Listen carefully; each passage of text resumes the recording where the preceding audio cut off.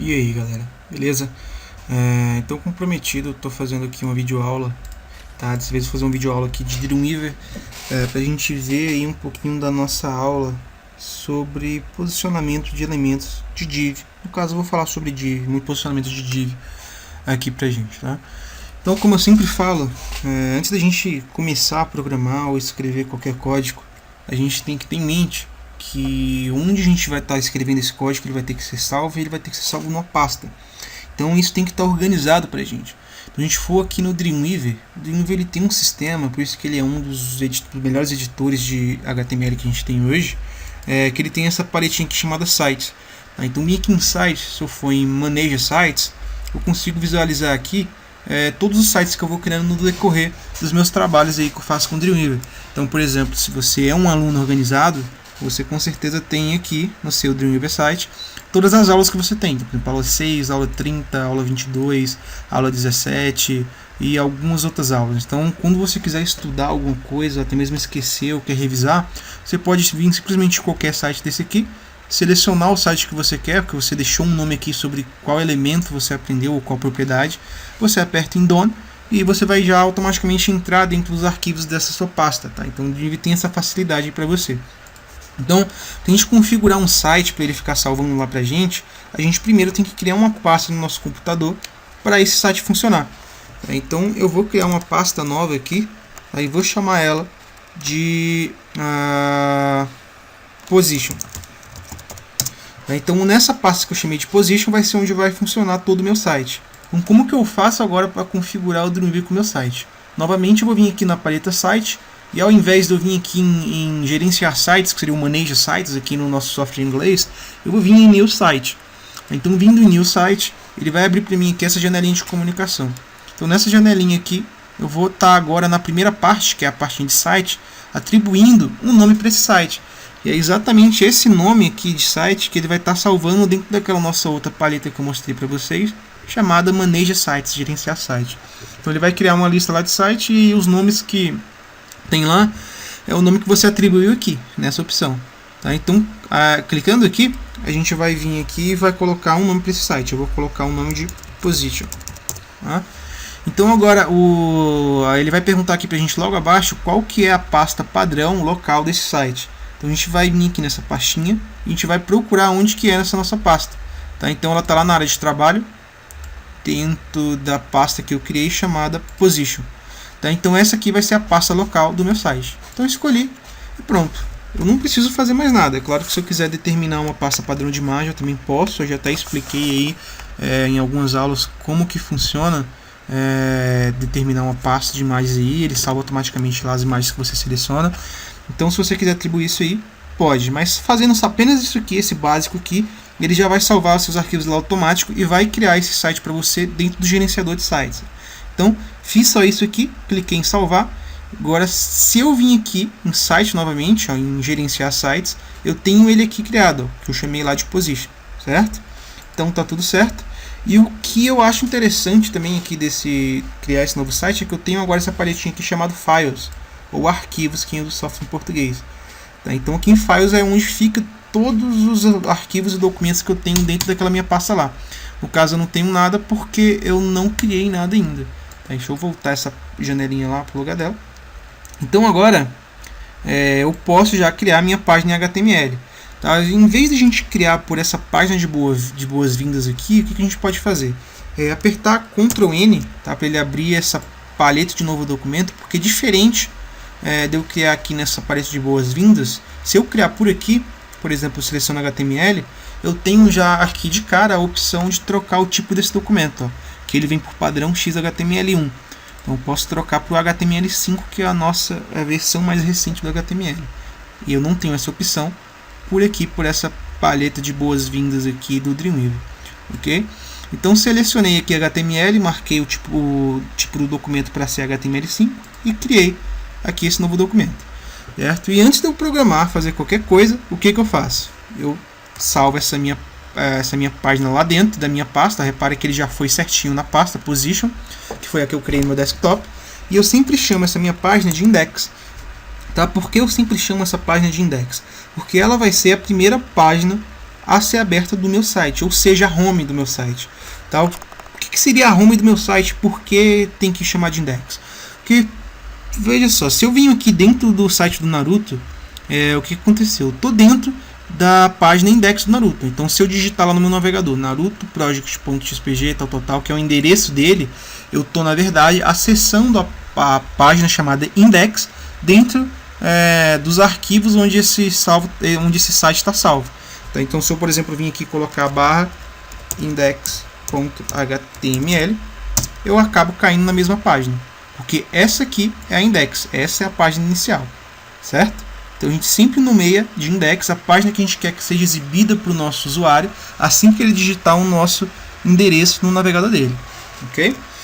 Então agora aqui dentro, para a gente começar a aprender um pouquinho sobre elementos aqui de posição, eu vou fazer uma div rapidinho aqui com o criador automático do Dreamweaver, certo? Então criei aqui uma div, ele automaticamente para mim já pediu, tá? Deixa eu só tirar isso aqui que ele faz automático, que é esse posicionamento. Eu vou deixar só uma largura padrão para ele aqui, uma altura, tá? E uma cor para ele. Então background color, vou chamar de azul. Então agora aqui, se eu for visualizar, eu tenho esse elemento aqui para mim acontecendo azul, tá? Então quando eu não determino nenhuma posição, ou seja, eu simplesmente coloco lá uma largura, uma altura e uma cor, esse elemento aqui que eles chamam, eu vou até trocar aqui, eu vou chamar de CT1. Tá, então esse elemento aqui que eu criei somente colocando a largura e a altura, ele tomou por padrão uma posição que eu chamo de static. Tá? O que seria essa posição static? Seria ali que esse elemento ele é um elemento estático, então ele vai ser renderizado para a gente aqui no nosso site da seguinte forma: ele vai pegar e vai colocar esse elemento no primeiro espaço vago em pixels do nosso site, ok? E se eu crio outro elemento, eu vou só criar outro elemento da mesma forma, eu vou só trocar aqui a ID, vou colocar 2 e vou copiar essas mesmas coisinhas aqui, só trocando a cor de fundo dele, por exemplo. Então aqui eu vou trocar a cor, vai ser agora verde. E vou colocar aqui a largura, deixa eu determinar um padrão aqui, de 100 pixels, para 100 pixels também. Aqui a mesma coisa, 100 pixels de largura. E de altura eu vou colocar uns 50 pixels a mais para a gente diferenciar uma coisinha que eu quero mostrar para vocês daqui a pouco. Tá? Então agora, olha o que aconteceu. Se eu crio um novo elemento, o que vai acontecer? Peraí, CT1 aqui é 2. Esqueci de nomear para 2. Então se eu crio um novo elemento, o que acontece? Ele vai blocar esse elemento novo automaticamente logo abaixo dele. Tá? Porque ele vai colocando todos esses elementos aí nos primeiros espaços vagos do meu site. Deixa eu aumentar que está muito pequenininho aí, talvez vocês não vão ver no vídeo. Aumentei. Aí, melhor. Então ele vai blocar esses elementos para mim no primeiro espaço vago em pixels para a gente. Então no caso, eu fiz o meu elemento ali que é o CT1, que ele tem a cor azul, e ele foi blocado no primeiro espaço vago em pixels, que é esse canto superior esquerdo aí do nosso site. E quando eu criei esse segundo elemento aí, que é o CT2, ele blocou ele logo embaixo do CT1. Tá, que seria ali a forma que ele está colocando os meus elementos blocados. Então, se eu for criando elemento, ele vai colocando um embaixo do outro. A não ser que eu venha aqui nesse elemento e digo que a flutuação agora desses elementos, o float, vai ser na lateral, ou seja, left. Então, se eu marco que a flutuação deles vai ser left, ao invés deles blocarem um embaixo do outro, o que vai acontecer? Eles vão sendo renderizados e blocados um na lateral do outro. Tá vendo? Então, se eu for criando elementos, ele vai colocando na lateral do outro até o espaço do meu site acabar. Assim que o espaço do meu site acabar, ele vai colocando embaixo, continuando na lateral, até acabar o espaço de novo e indo para baixo, assim sucessivamente. Certo? Mas tirando agora essa flutuação de elementos estéticos, o que eu quero mostrar para vocês aqui são outras posições. Por exemplo, vindo aqui e chamando a propriedade position dentro de algum elemento meu, por exemplo, primeiro, eu tenho essas 5 posições aqui: absolute, fixe, nearite, relative e static. Okay? Aqui a gente já viu aqui essa estética. Então, se eu marco static, nada muda. Na verdade, se eu não determino que algum elemento vai ser sem posição nenhuma, ele automaticamente toma por padrão a posição static. Mas se eu quiser determinar só para dizer de fato que isso vai ser estético, eu posso. Mas nada vai mudar. Tá? É só apagar ou não, ó, fica do mesmo jeito. porque ele já é um elemento static. Então, se eu vou chamar aqui de novo o position, eu vou explicar agora, voltando aqui de cima, que seria a posição absoluta. Então, o que acontece se eu marco o elemento de posição absoluta? Se viu que agora o elemento CT2 ele tomou o primeiro espaço vago em pixels como se fosse lá em cima, porque agora o elemento CT1 ele é um elemento absoluto, então ele não ocupa mais espaço dentro do meu site e ele não atrapalha o posicionamento de outros elementos. Então ele não é renderizado como um bloco, tá? Ele é um elemento ali independente dos outros. Então eu posso colocar ele onde eu quiser e ele não vai atrapalhar no funcionamento de nenhum dos demais. Você viu que, por exemplo, ele ficou em cima do verdezinho. Então agora eu tenho a possibilidade de mapeá-lo. O que seria mapeá-lo? Eu posso chamar o left, o right, o top e o bottom. Então com essas quatro propriedades de posicionamento, eu posso vir aqui no left e marcar, por exemplo, 200 pixels. E aí eu vou estar empurrando esse meu elemento absoluto 200 pixels para a esquerda. Eu posso fazer a mesma coisa com o top, 200 pixels top. Então venho aqui e ele está posicionamento, tem uma posição 200 pixels para a esquerda e 200 pixels de topo. Ele tem esse afastamento aí padrão. Tá? Então eu consigo mapear esse elemento, que não acontece com o elemento estético. Se eu tentar mapear ele, por exemplo, chamando left aqui, ele não vai mudar absolutamente nada. Eu marquei 300 pixels, por exemplo. Ele não mudou, ele continua lá na dele. Ele não é um elemento mapeável, porque a posição dele é estética. Ok? Então agora,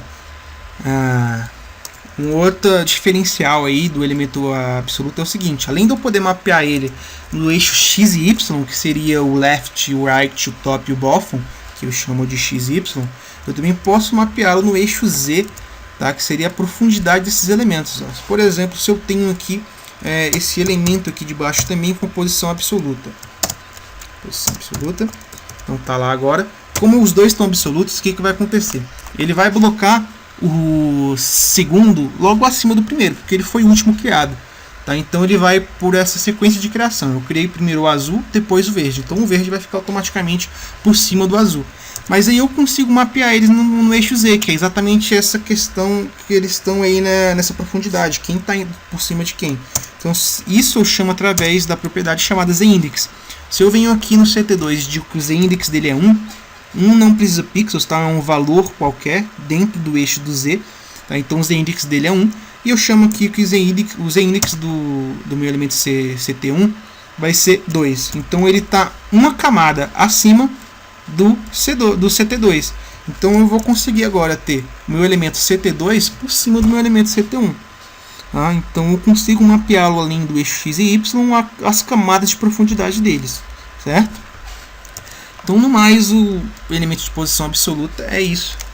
Tá? Então agora, deixa eu tirar esse absoluto daqui.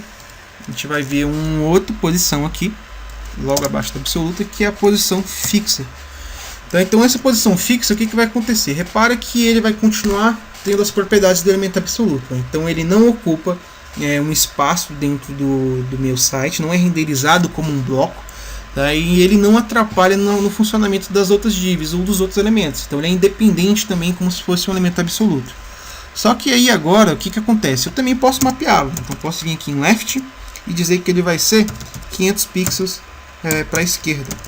E agora ele vai estar 500 pixels afastado da esquerda do meu site. Então ele vai ficar nessa posição. Só que o diferencial aqui da posição fixa é o seguinte. Ó. A gente visualizar isso, eu vou chamar aqui a minha tag body e vou dar uma altura para ela aqui bem grande. Aqui em height, 4000 pixels, por exemplo. Então agora eu vou conseguir ter scroll no meu site. Então eu vou conseguir ter scroll aqui no meu site.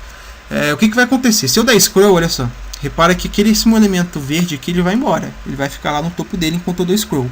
Só que o meu elemento de posição fixa, ou fixed, ele não vai sair de lá. No lugar que eu mapeei ele, no lugar que eu determinei, que é para ele ficar, ele vai ficar independente do scroll que eu der. Ou na lateral, ou então na vertical. Se eu vim aqui também colocar uma widget gigante também, ó. Um widget de 4000 pixels também. Se eu tentar dar scroll aqui na lateral agora, que eu consigo, olha lá, ele continua na posição dele, ó, não vai mudar nada. Então é com elementos com essa posição que eu faço o quê?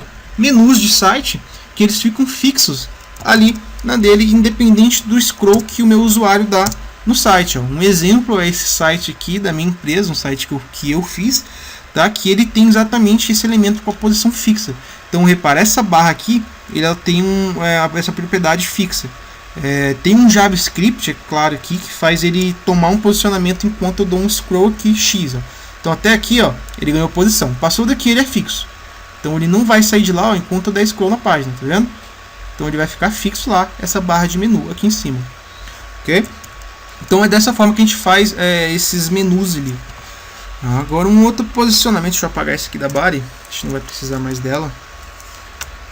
Outra posição que a gente vai ver aqui agora, vamos ver, seria essa posição chamada innerite. Então o que é essa posição innerite? Se eu marcar essa innerite aqui, ó, nada vai mudar. Tá? Ele vai ser um elemento que vai ser blocado normalmente, vai ter as mesmas propriedades do static, não consigo mapeá-lo, tá? Então repara lá que já estava até com left de 500 aqui, ó. Não consigo mapeá-lo de forma alguma e tem as mesmas propriedades do left. Ele não muda, ele tem do left não, as mesmas propriedades do static. Então ele não muda absolutamente nada. Tá? Ele é a mesma coisa do static. Então ele é um elemento de posição descartável. Tá? Na verdade, o que é de fato a funcionalidade dele? No manual do HTML, do CSS, diz que essa posição relative é o seguinte: o elemento que tem essa posição ele vai herdar todas as configurações que a gente dá para o pai, ou seja, o container dele. Então, se eu tenho uma div ali que está comportando essa div aí com a posição innerite, ela vai herdar ali o que eu fizer para ela, o que é uma coisa que tem nada a ver, porque qualquer div que está dentro de uma outra, ou qualquer elemento que está dentro de um outro, se eu centralizar, por exemplo, esse elemento, o que está dentro dele automaticamente vai ser carregado lá para o centro do site também. Então, uma posição descartável.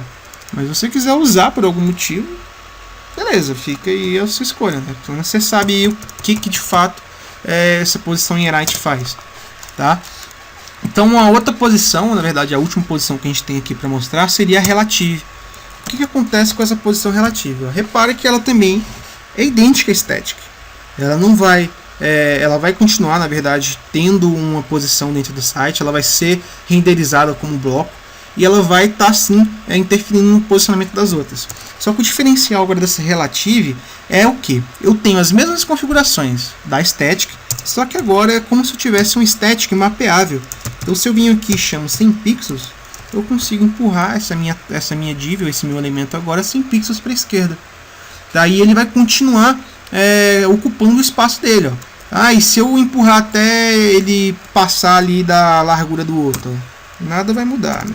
Então se eu vim aqui e empurro ele até lá, esse aqui não vai subir, tá? Porque o float ele tá um embaixo do outro, então ele ocupa toda essa área de largura aqui do meu site, tá? Essa área toda aqui. Então ele vai continuar ocupando todo esse espaço, que ele é renderizado dessa forma, ok? E aí eu posso posicionar ele também aqui no top, ó. Por exemplo, se eu vim aqui no top, marco 200 pixels. Opa. Então ele vai ir lá para baixo, mas o espaço que ele está ocupando ainda continua sendo esse espaço aqui, lá em cima do meu site. Tá? Então a diferença aí é que você consegue mapeá-lo, tá? Diferente do que você não consegue fazer com o static. Tá? Então dessa forma aí a gente consegue fazer vários layouts. Tá? Então um exemplo aí que eu tenho dar para vocês, por exemplo, se eu quero fazer uma galeria bem rapidinha, posso vir aqui fazer uma div. E nessa div aqui eu posso chamar o ID dela, por exemplo, de Py, porque ela vai ser o container que vai centralizar todas as outras. Então aqui no CSS eu vou chamar essa tag Py. E eu vou fazer o seguinte, eu vou vir aqui, vou dar uma largura para ela de 1000 pixels, por exemplo. E para centralizar ela, como ela é uma div static, né, eu vou chamar aqui o margin, vou falar aqui de topo, vai ter, por exemplo, 30 pixels de margem. E nas laterais vai ser automático essa margem, que ele vai centralizar esse elemento aí para mim. E dentro dessa div Py eu vou criar outras divs, tá? Então agora é hora de eu me preocupar com a indentação do meu site. O que seria a indentação aqui do meu código, na verdade? Seria eu dar esse espaçamento aqui, ó, dentro de um elemento. Então se eu criei uma div Py e eu vou criar outras divs aqui dentro, ou outros elementos, eu dou esse espaçamento aqui, ó, que seria a indentação. que eu estou organizando, porque se eu for visualizar agora esse site, eu vou saber que essa div aqui ela está dentro de algum outro div, que seria essa divpy, que está toda encostada aqui dentro. Se você quiser respeitar essa indentação todinha, você teria que dar um espaço aqui dessa divpy, porque você tem a body, tá? Essa divpy está dentro da body, e aqui depois você dá um outro espaço. Aí você faria a indentação correta, ok? Então aí eu vou fazer aqui, ó, 4 divs para a gente visualizar um layout aqui rapidinho, por exemplo, de uma galeria, né? Então, como essas 4 divs estão dentro da minha divpy, eu vou chamar ela e depois vou chamar div.